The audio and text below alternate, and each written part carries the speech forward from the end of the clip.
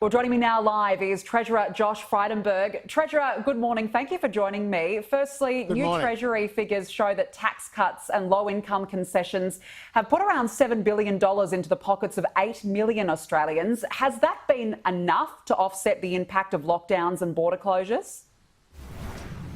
Well, tax cuts have not been the only measure that the government have taken to help support the economy at this difficult time. But as you say, $7 billion has made their way into the pockets of Australian families over the last 6 months, and more than $1 billion a month will make its way again into the pockets of Australian families over the next 9 months. We also put in place in the budget significant investment incentives for businesses to immediately expense new acquisitions to upgrade their business.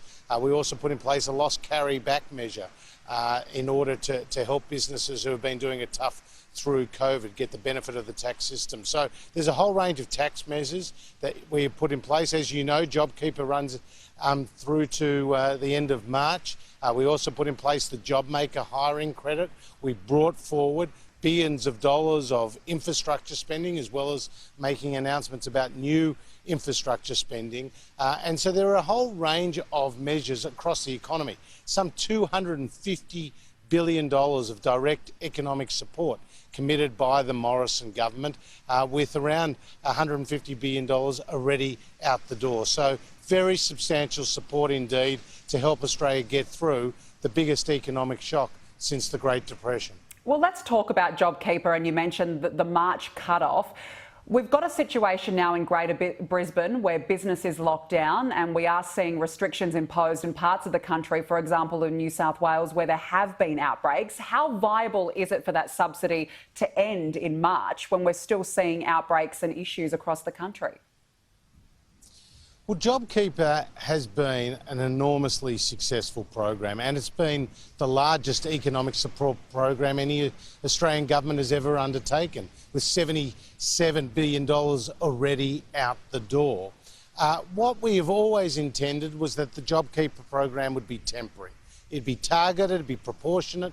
It was using the existing system. And as you know, we all originally put it in place for 6 months, and we extended it for another 6 months, and then we tapered it down. But what we did see in the numbers that came through for JobKeeper in the December quarter were 2 million fewer Australian workers who were relying on that support payment, and around 450,000 fewer businesses that were relying on that support payment. That was a sign that the Australian economic recovery was underway, and that businesses and their workers were graduating from JobKeeper. So yes, there will be some tough times ahead, but what we do know is that JobKeeper complements and sits alongside a whole lot of other support measures that the government has put in place, where money will continue to flow over the coming months, and that will continue to support the Australian community in this time of need. Well, what about for the tourism industry, Treasurer?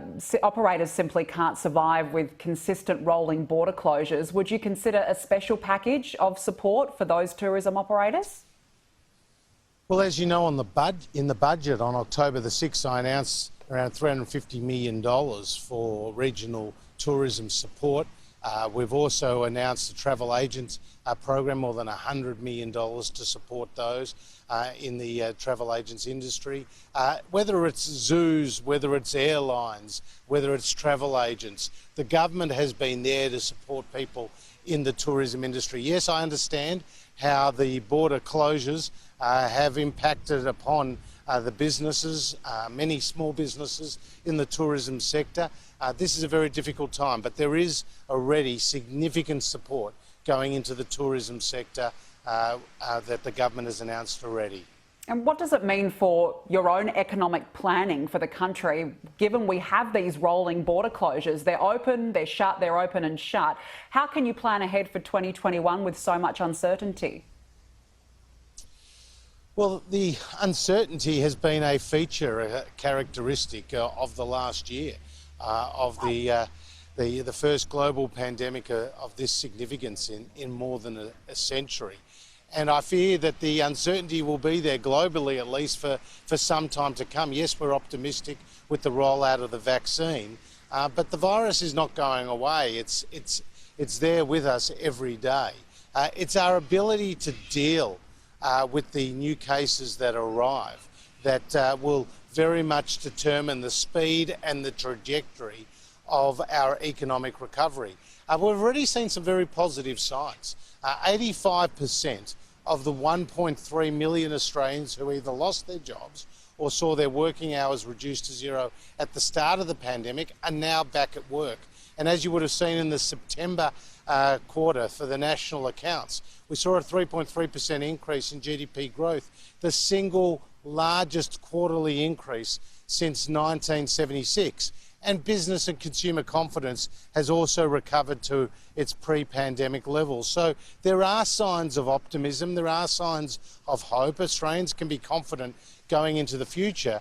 And our health system is holding up enormously well. I mean, yesterday there were 13 cases across the country. There were 750,000 new cases across the world in one day.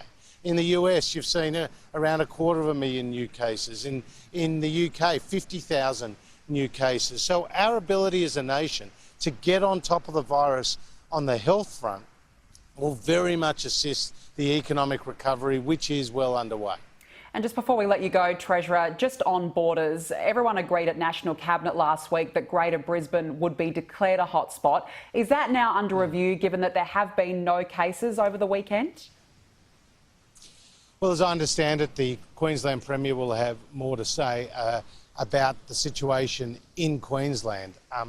The Prime Minister has indicated the federal government's support for what the Palaszczuk government did in terms of that short lockdown in relation to that new strain.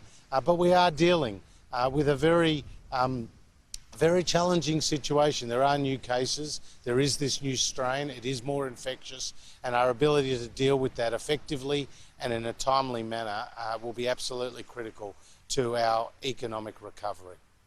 Treasurer Josh Frydenberg, thank you for joining me. My pleasure. Coming up after the break, Greater Brisbane anticipates an extension to its snap lockdown, plus 2 boxers recovered after